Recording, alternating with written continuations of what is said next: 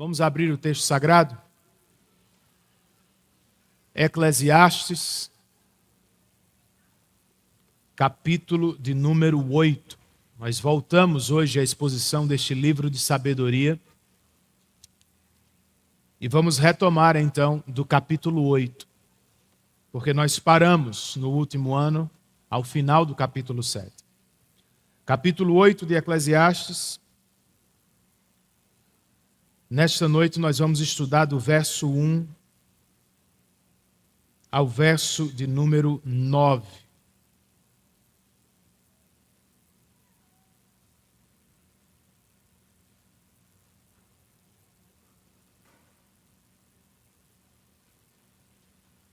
Como vivemos em um regime democrático, nós não temos um rei político sobre nós. Ainda assim, você há de concordar comigo, há muitos que vivem e se sentem reis e rainhas de alguma coisa. E de fato, irmãos, em algum sentido, eles são mesmo. Pois Deus os colocou em posição de liderança e lhes deu autoridade sobre outros. São eles, maridos, pais, presbíteros, governantes, policiais, professores, chefes no trabalho, etc. Nós não temos como escapar desta realidade. Enquanto alguns de nós ocupam posição de liderança, todos nós, sem exceção, temos de lidar com os reis que Deus colocou no nosso caminho. Por isso a questão importante desta noite é, à luz da sabedoria da palavra de Deus, como nos relacionamos com os líderes que Ele nos deu. É o que vamos estudar com este texto. Mas para começar, eu quero ler com vocês só o verso 4. Eclesiastes, capítulo 8, verso 4. O texto inspirado registra: pois a palavra do rei é soberana, e ninguém lhe pode perguntar: o que estás fazendo? Vamos orar mais uma vez? Espírito Santo de Deus, esta é a tua palavra. E nós cremos que o Senhor continua falando conosco nela. Por isso, agora que estamos diante de tua voz, nós te rogamos, como fez o salmista: inclina os nossos corações para os teus estatutos e nos faça andar pelos caminhos que traçastes para nós. Por favor. Dependemos de ti, Espírito. Contamos com o teu auxílio. E te pedimos isso em nome de Jesus e para a glória dele. Amém.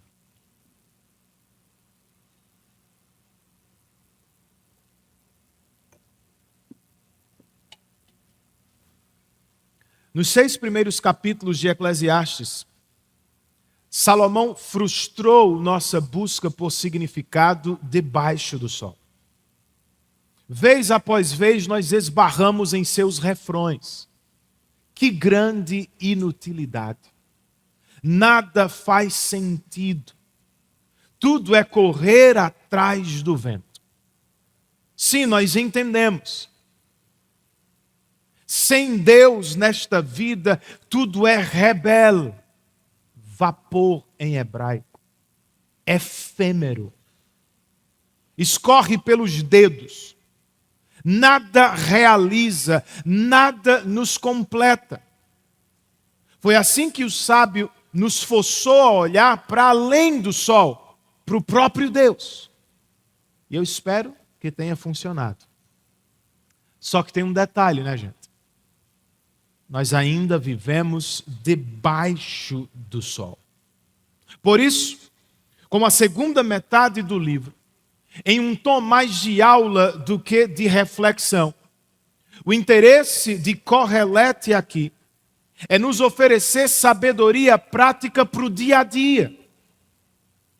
Com o capítulo 7, ele nos ajudou a enfrentar as adversidades. E ao entrar no 8, ele nos ajuda a lidar com as autoridades. Podemos resumir sua mensagem a: crentes, sejam sábios diante do rei. O que significa, pastor? Ou como podemos ser sábios diante do rei?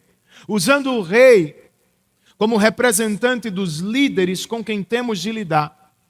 O primeiro conselho de Salomão aqui é: obedeçam às ordens do rei.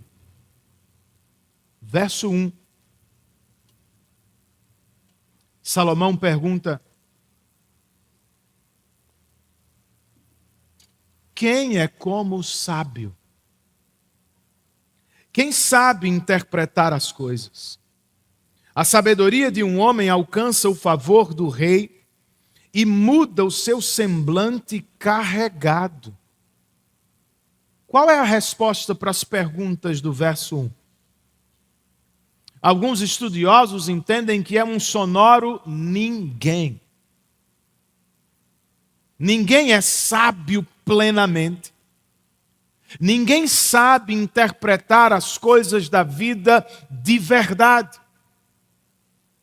Não seria de todo estranho, uma vez que o próprio Salomão, por exemplo, no capítulo 7, disse que a sabedoria estava fora de seu alcance.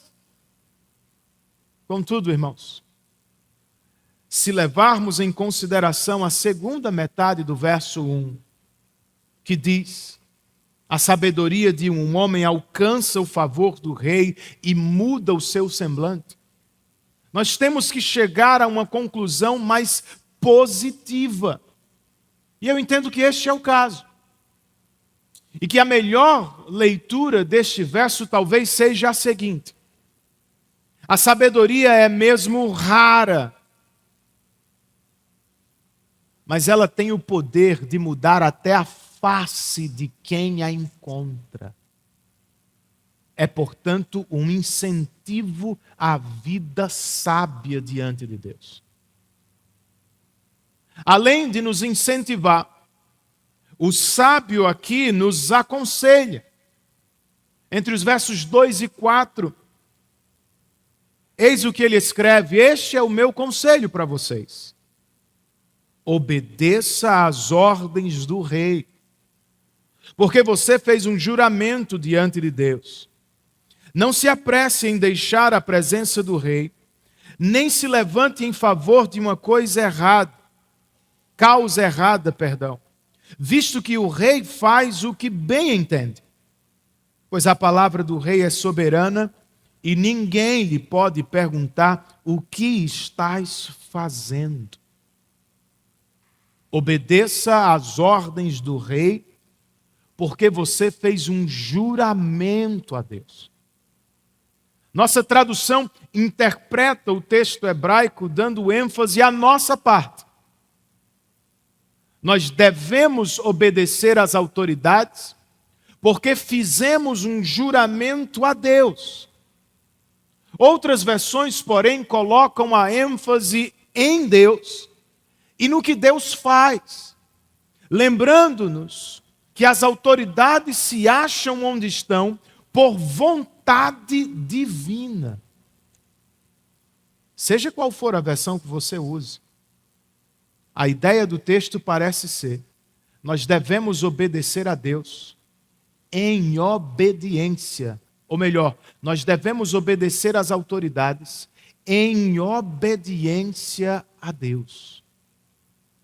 Esse também foi o ensino do Novo Testamento. O apóstolo Paulo escreveu aos Romanos: todos devem sujeitar-se às autoridades, pois não há autoridade que não venha de Deus. Nós obedecemos aos líderes em obediência a Deus. Não se apresse em deixar a presença do rei, disse Salomão, nem se levante em favor de uma causa errada. A primeira parte está falando das nossas reações. E a segunda, das nossas ações. Sair apressadamente de uma reunião com o superior pode comunicar discordância e insatisfação. E levantar-se contra ele por qualquer razão, muito facilmente pode ser interpretado como rebeldia. As duas posturas são perigosas. Pois, como nos lembra o rei de Jerusalém, o rei faz como bem entende. Em alguns casos, é verdade, nós não temos opção. Precisamos obedecer a Deus e correr os riscos diante dos homens. No entanto, irmãos, quando se trata apenas da minha opinião ou da sua vontade, e não de uma imposição pecaminosa do superior, a coisa mais sábia a fazer é ter calma e obedecer às autoridades. Porque, de novo,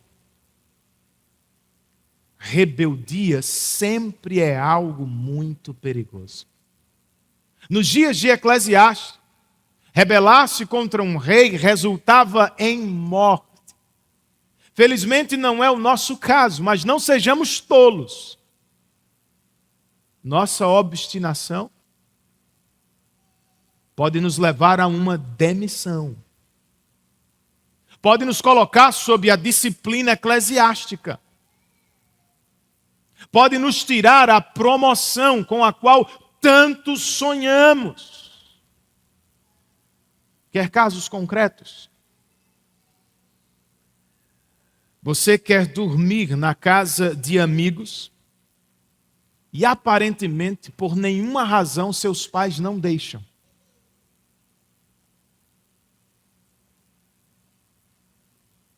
Os governantes, ao que tudo indica, sem pensar nos cidadãos, levantam as taxas de impostos. O seu chefe, sem nenhuma fundamentação, resolve mudar o horário de trabalho. O professor, sem aviso prévio, aplica uma prova surpresa. Bem, não seria surpresa se ele avisasse previamente, né? Seu pastor, ou seu líder de pequeno grupo, não pode atendê-lo na hora que você acha mais necessário. Isso acontece? Como é que você reage? Você se levanta e sai apressadamente? Você se deixa tomar por ira e se rebela contra o seu superior? Não faça isso, irmão. Tenha calma. Não seja um rebelde. Pastor, então o que fazemos? O conselho do texto é claro. Obedeça ao rei em obediência a Deus. Esse também foi o ensino de Paulo, como ouvimos. E foi também o ensino de Jesus, que em certa ocasião disse: deem a César o que é de César e a Deus o que é de Deus. Outra vez. Se não estamos entre obedecer a Deus e obedecer aos homens, nós precisamos obedecer aos homens por causa da obediência a Deus. Podemos não concordar com eles em tudo. Não somos obrigados a gostar deles o tempo todo, ainda assim, por obediência a Deus, nós devemos obediência e respeito aos líderes que Ele nos deu. Sabe o que significa na prática? Jovem e adolescente? Significa não diminuir os pais diante dos amigos lá fora. Significa não ser um respondão em casa. Significa trabalhar mesmo na ausência do chefe. Significa não entrar na onda dos que zombam dos governantes o tempo todo. Isso é pecado, gente. E por que deveríamos fazer isso? É porque, segundo a Bíblia, isso é sabedoria. No conceito bíblico, uma pessoa não é sábia apenas por conhecer a vontade de Deus. A pessoa verdadeiramente sábia é aquela que conhece e pratica a vontade de Deus nos batentes reais da vida. Negativamente, o que eu estou dizendo é nossa teologia e nossa devoção a Deus não podem desaparecer no conflito familiar ou na dificuldade do trabalho. Nós somos teólogos públicos. Precisamos levar o que cremos para casa, para a faculdade e para o ambiente de trabalho. Afinal, nós vivemos para a glória de Deus em tudo, irmãos. Positivamente, se o levarmos, ou se levarmos nossa teologia e devoção conosco, nosso rosto brilhará lá fora. E como resultado, em muitas situações nós contaremos com o favor dos nossos líderes. Sobre eles, nós podemos esperar a próxima divisão, mas sobre o nosso rosto, eu quero que você saiba disso. Nós podemos brilhar e ser alegres, uma vez que cremos que Deus, e não os nossos líderes humanos, é quem está no controle de todas as coisas. Se Paulo tivesse dito que há autoridades humanas que estão fora do domínio de Deus, seria realmente trágico. Mas não foi isso que ele disse, foi?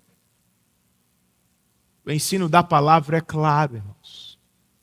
Romanos 13:1, não há autoridade que não venha de Deus. As autoridades que existem foram por Ele estabelecidas. Sabe o que significa na prática? O nosso Deus é o verdadeiro Rei do universo.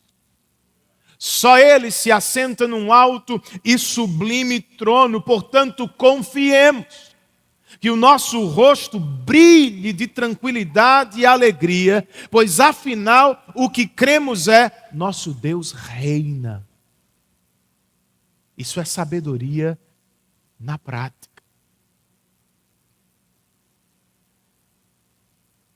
Obedeçam ao Rei em obediência a Deus. O segundo conselho de Salomão aqui é: saibam agir diante do Rei. Verso 5, parte A.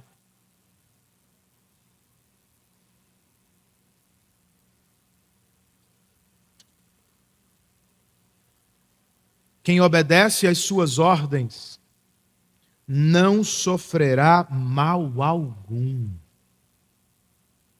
Essa é a hora para você explodir de alegria. Fosse num outro ambiente, quem sabe mais pentecostal, o povo ia aos muitos glórias e aleluia. Mas tenha muita calma. Esse é um livro de sabedoria. E essa afirmação aqui não é uma promessa absoluta. É um princípio. A obediência sempre tem a bênção de Deus. E geralmente nos livra de problemas e sofrimentos. Em Provérbios, por exemplo, nós lemos: tema o Senhor e o Rei, meu filho, e não se associe aos dissidentes, pois estes terão repentina destruição. Se é assim, irmãos, obedeçamos às ordens dos nossos líderes. Essa parte, embora seja difícil na prática, às vezes é fácil de compreender. O que vem depois é bem mais complicado.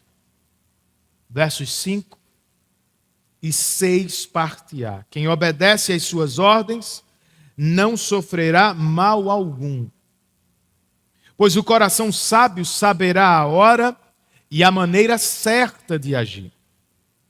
Porquanto há uma hora certa, e também há uma maneira certa de agir para cada situação. Notem,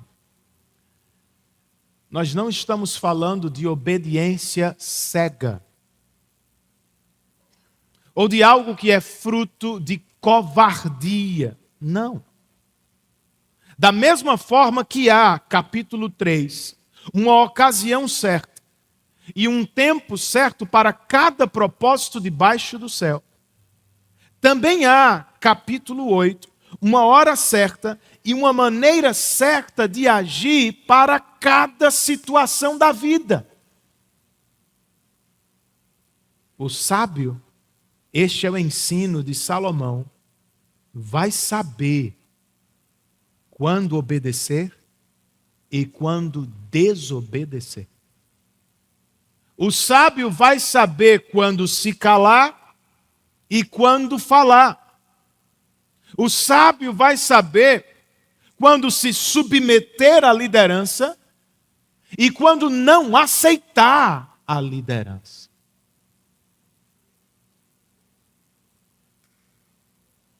Mas não é tão fácil assim. Ao início do verso 5, nós lemos, Salomão nos disse que quem obedece às ordens dos reis não sofrerá mal algum.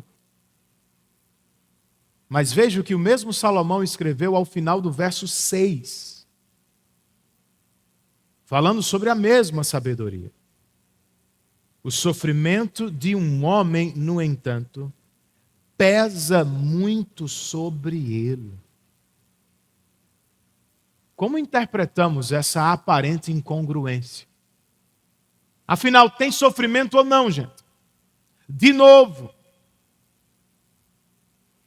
a obediência como princípio conta com a bênção de Deus e geralmente nos livra do sofrimento.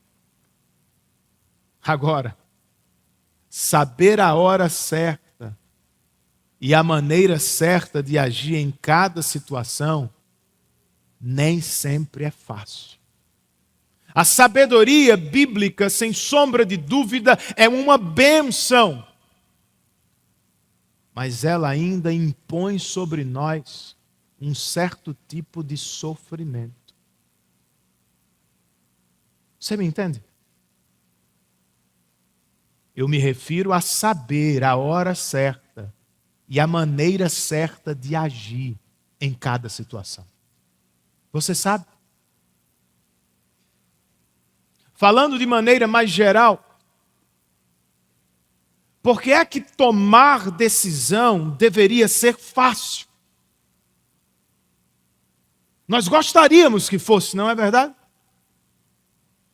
E é por isso que tantas pessoas se deixam enganar por impressões subjetivas, por supostas revelações espirituais, por adivinhações e coisas do tipo. Irmão, este não é o caminho da Escritura, é mais fácil, mas não é o caminho da Bíblia. O caminho da Bíblia é o da sabedoria, o qual envolve reflexão, conselhos, suspeita e espera no Senhor. Nos nossos dias, os crentes falam muito de leitura da Bíblia, leitura de livros cristãos. Mas não falam tanto de meditação na Bíblia. E para mim é o que nos falta na hora da tomada das decisões. Nos falta sabedoria bíblica. Nós lemos a Bíblia o suficiente para saber encontrar o texto da pregação aos domingos. Mas nós não meditamos na Bíblia o suficiente para saber aplicá-la aos desafios da vida.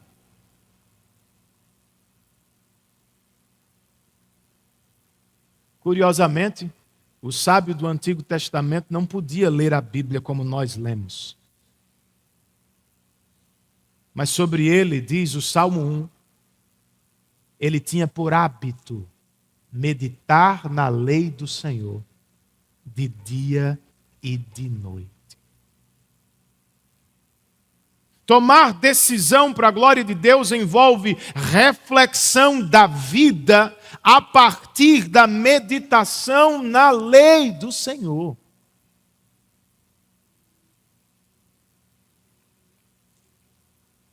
Para além disso, nós precisamos de conselhos sábios. Sabedoria bíblica não é uma conquista solitária, irmão. Em muitas ocasiões da vida, ela nos alcança por meio dos irmãos. É por isso que Provérbios diz que uma pessoa verdadeiramente sábia é aquela que sabe ouvir. É aquela que sabe aceitar a correção, é aquela que aceita e atende à admoestação.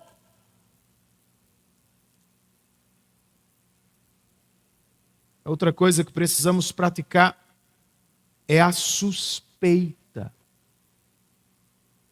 Se no caminho da reflexão nós calculamos os aspectos externos de uma decisão, no da suspeita, nós investigamos as motivações do coração. Precisamos perguntar, na hora da tomada de decisão, por que realmente queremos o que queremos. A glória de Deus e o seu reino nos são prioridades? As pessoas com quem vivemos estão sendo levadas em consideração? Ou será que nossas motivações são egoístas e talvez até idólatras? Por fim, embora não seja fácil, nós precisamos aprender a esperar no Senhor. Quem disse que você tem que tomar a decisão imediatamente? Por que não esperar no Senhor? Jeremias disse que o Senhor é bom para aqueles que esperam nele. Esperar em Deus é confiar que Ele vai nos guiar em tudo, irmãos. E enquanto esperamos em Deus, é bom que lembremos, enquanto crentes, o Senhor está menos interessado em nossos confortos e Ele está infinitamente mais interessado em nossa santificação.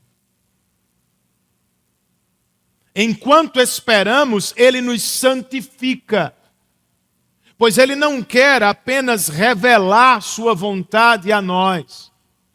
O Senhor quer operá-la em cada um de nós.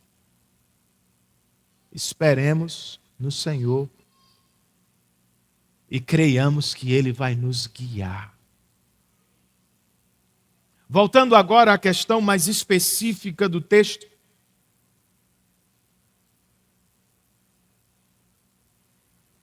nós precisamos perguntar, talvez alguém esteja perguntando, diante das lideranças com quem vivemos, como saber se é hora de calar e esperar?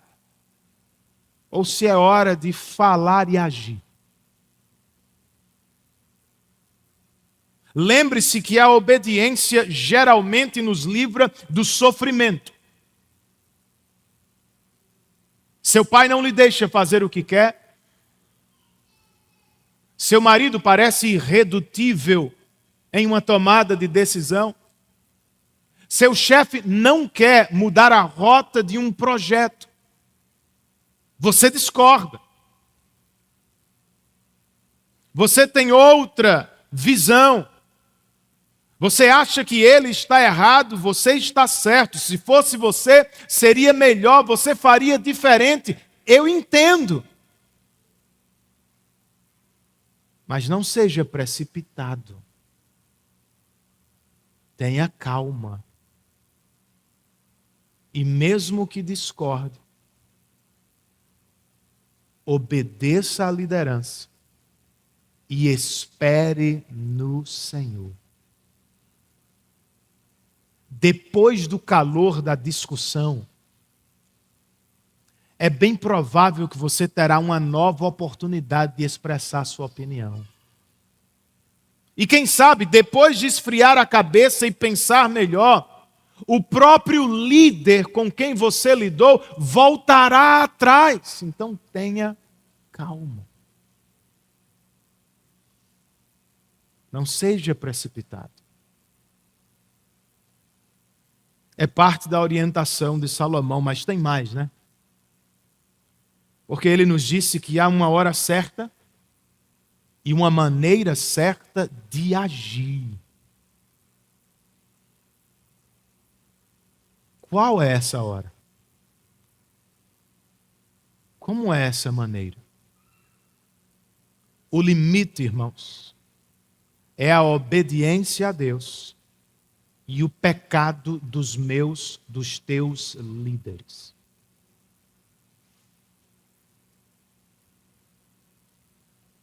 Entre ouvir os líderes religiosos de Jerusalém e ouvir a Deus, os apóstolos ouviram a Deus e por isso seguiram pregando o Evangelho. Se lembram disso?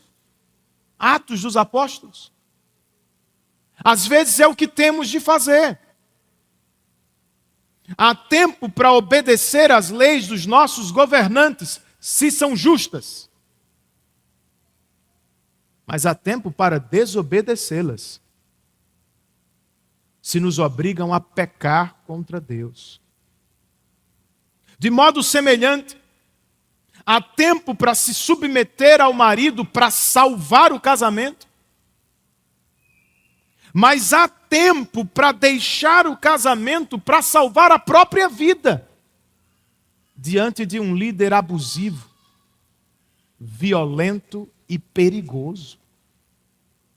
Há tempo para permanecer em determinado emprego, na expectativa de que as coisas vão melhorar. Mas há tempo, por imposição pecaminosa do meu superior, que é mais justo e apropriado que eu deixe o emprego e procure uma nova oportunidade. E não sejamos ingênuos, crentes. Como os apóstolos e os discípulos do Novo Testamento, decidir por Deus, decidir com Deus, vai implicar sofrimento em muitas ocasiões.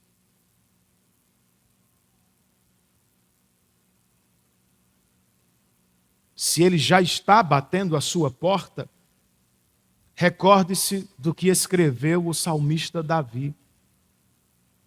Já fui jovem e agora sou velho, mas nunca vi o justo desamparado. Se o teu chefe poderoso e tentador te promete mundos e fundos, recorde-se do que disse Jesus ao próprio diabo no deserto. Está escrito: adore o Senhor, o seu Deus, e só a Ele preste culto. Adore o Senhor e não as oportunidades deste mundo. Confie no teu Deus e não no dinheiro que é Deus deste mundo. Creia que o Senhor vai cuidar de você até o último dia.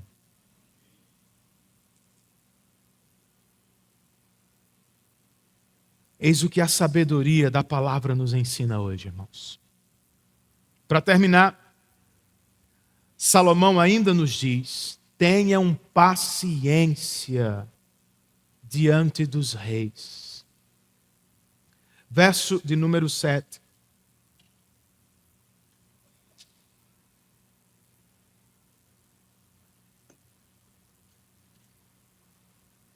Visto que ninguém conhece o futuro, quem lhe poderá dizer o que vai acontecer? Se percebeu aí na sua Bíblia que eu não respeitei a pontuação, foi de propósito. Eu me apropriei aqui da ARA, Almeida Revista e Atualizada. Sim, pois este também é o sofrimento que pesa sobre o homem. O homem não tem controle absoluto sobre o seu futuro. Há tempo de sorrir e tempo de chorar. Há tempo de calar e tempo de falar. Há tempo de obedecer e tempo de desobedecer às autoridades. Mas quem sabe aqui que tempo viveremos amanhã? Se este ou aquele. Não é só o futuro que está fora do nosso controle. No verso 8, o sábio continua: ninguém tem o poder de dominar o próprio espírito. Tampouco tem poder sobre o dia da sua morte e de escapar dos efeitos da guerra. Nem mesmo a maldade livra aqueles que a praticam. São 3 ou 4 situações que provam a nossa incapacidade de controlar a vida. Espírito aqui pode ser traduzido tanto por sopro de vida, como por vento. Se escolhermos a última opção, a ideia parece ser: nós não temos como controlar todas as mudanças climáticas da Terra. E se ficarmos com a primeira, o ensino é: nós não temos como determinar o número de dias que teremos sobre a Terra. A segunda opção está em perfeita harmonia com o que vem em seguida, né? Tampouco tem poder sobre o dia da sua morte. A terceira situação mencionada por Salomão fala da vulnerabilidade do soldado em combate, gente.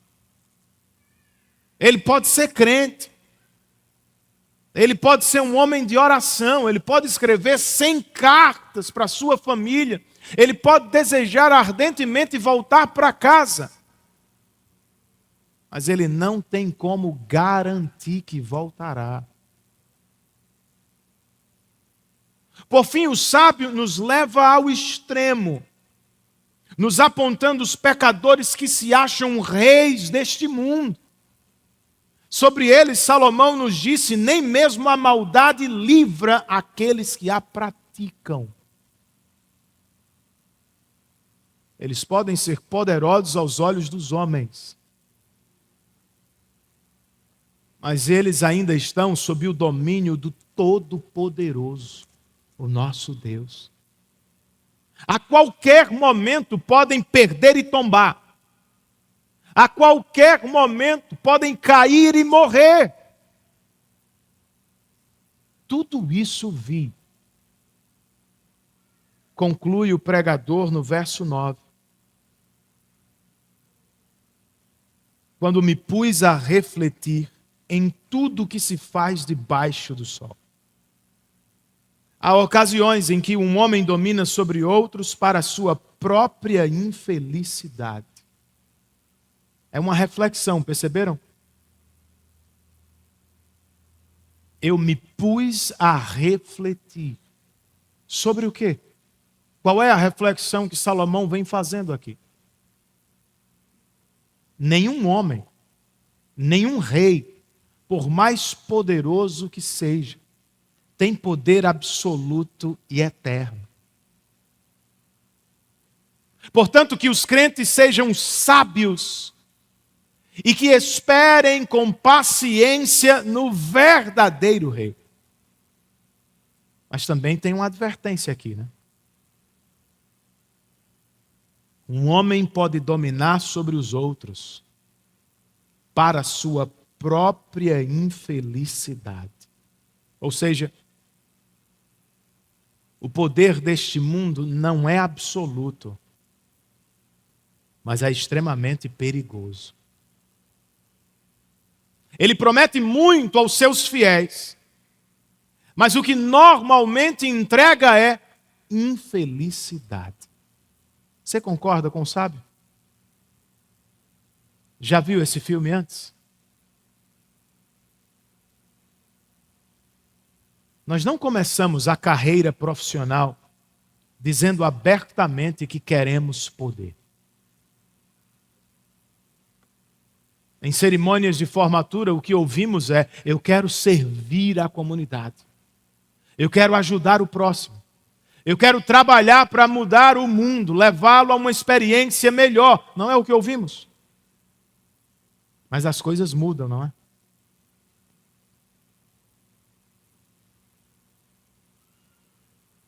Não sei ao certo como, mas você pode ser picado pelo besouro do poder.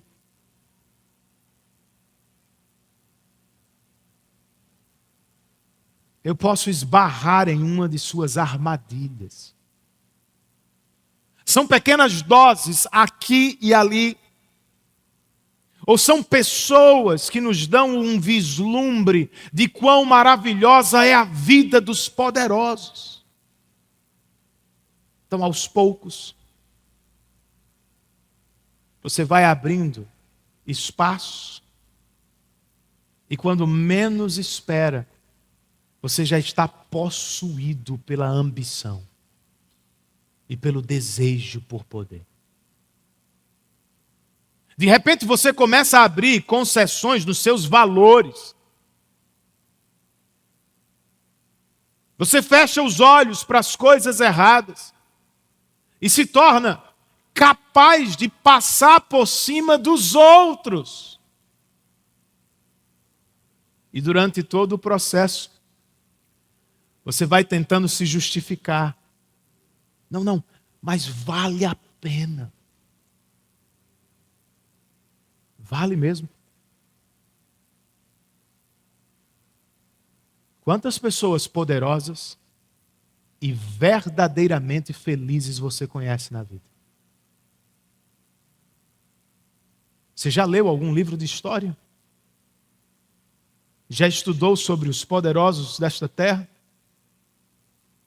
A vida deles está marcada por traição e não lealdade. Por bajulação e não sinceridade. Por infelicidade e não por felicidade. Se é assim, irmãos, tenhamos cuidado. O poder deste mundo é sedutor, mas também é altamente perigoso. Mas, pastor, e se estamos lidando com reis que tornam nossa vida difícil? Em casa, no trabalho, na igreja e até no nosso país. A orientação de Paulo é: recomendo que se façam súplicas, orações, intercessões e ações de graças por todos os homens, pelos reis e por todos os que exercem a autoridade, para que tenhamos uma vida tranquila e pacífica, com toda piedade e dignidade. A orientação de Pedro, por sua vez, é: jovens, sujeitem-se aos mais velhos. Sejam todos humildes uns para com os outros, porque Deus se opõe aos orgulhosos, mas concede graça aos humildes.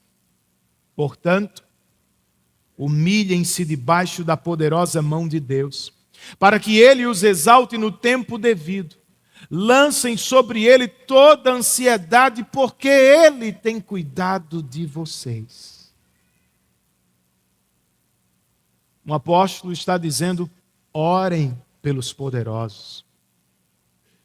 O outro: se submetam aos líderes. E Salomão, no nosso texto, está dizendo: tenham paciência. Nenhum rei dura para sempre. Exercer paciência na prática, segundo Pedro, é se humilhar sob a mão do verdadeiro rei. E é lançar nossa ansiedade diante dele enquanto sofremos neste mundo.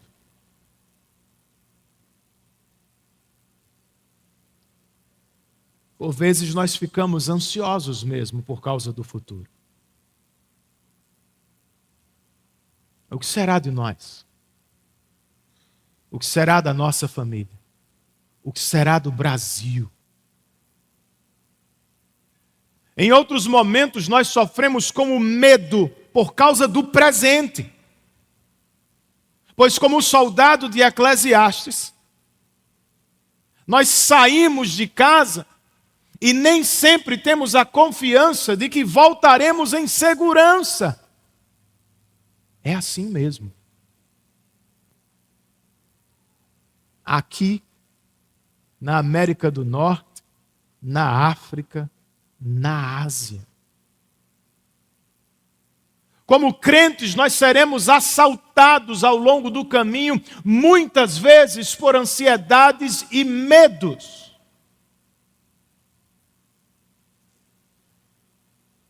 Não tem como evitá-los. Tem como reagir. Você não pode aceitá-los passivamente. Você não pode se render facilmente. Você precisa contra-atacar, usar a arma mais poderosa que Deus te deu. Qual é, gente? É a fé. A fé que vem por se ouvir a voz de Deus. Pense em Abraão. Quando Deus lhe apareceu em Gênesis 12, Abraão já era um homem rico e poderoso na terra. Só que ele deixou tudo para trás. E seguiu um caminho que lhe era completamente desconhecido. Por quê? Abraão, o homem poderoso, viu Deus, o Deus Todo-Poderoso. É do que eu e vocês precisamos. Jesus certa vez disse: eu te louvo, Pai, Senhor dos céus e da terra, porque escondeste essas coisas dos sábios e cultos e as revelaste aos pequeninos. Escute isso. Ninguém conhece o Filho a não ser o Pai. E ninguém conhece o Pai a não ser o Filho e aqueles a quem o Filho quiser revelar.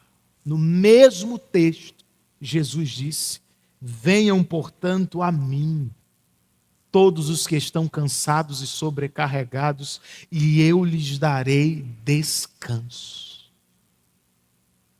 Olha que maravilha os crentes desfrutam. Muitas pessoas, por mais sábias e poderosas que sejam, não conhecem a Cristo.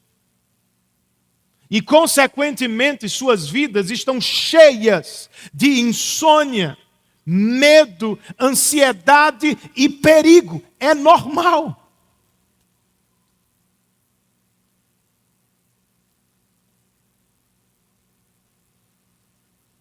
O diferente, irmãos, em um mundo caído, o assombroso, o maravilhoso, é o que nós recebemos de Deus. Por graça, diferentemente de milhares, Deus já nos revelou Cristo. Por graça, Nós já ouvimos a voz do bom pastor a nos chamar e agora, consequentemente, podemos descansar nele. Isso é um milagre da graça especial de Deus. Você pode descansar no seu Salvador, irmã. Pois segundo está registrado no Apocalipse, Ele é o Rei dos Reis e o Senhor dos Senhores. E a maravilha das maravilhas é a seguinte: o Rei dos Reis, o Senhor dos Senhores, por amor e para salvar o seu povo, entregou-se para morrer na cruz por nossos pecados. Se podemos descansar nele, quanto à salvação eterna, é claro que nós podemos descansar nele, quanto à nossa vida nesta terra. Você está em Cristo? Você está seguro. Você vive sob as asas do Altíssimo. Louvado seja o Senhor por isso.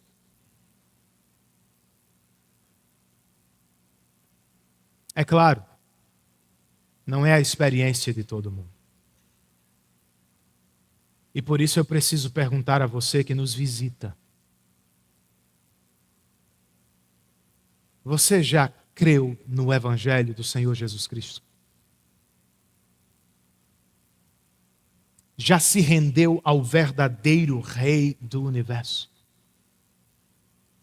Se ainda não, talvez este seja o dia mais significativo da sua vida. Mas como você ouviu, tudo depende de revelação divina. Você não chega ao Evangelho, é o Evangelho que chega a você. Você não conquista salvação diante de Deus. A salvação foi conquistada por Cristo na cruz.